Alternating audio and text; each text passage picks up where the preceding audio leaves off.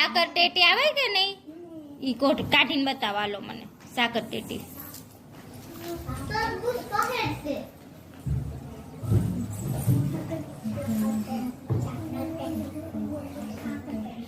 ક્યાં છે સરસ સાકર ટેટીનો પેલા સાંભળો સાકર ટેટીનો વેલો હોય કે સોડું હોય વેલો શું હોય સરસ ચાલો પલ્લવી બેન આવશે પલ્લવી બેન એમાંથી મને કાજુ આવે ને કાજુ ઈ કાઢીને બતાવો હાલો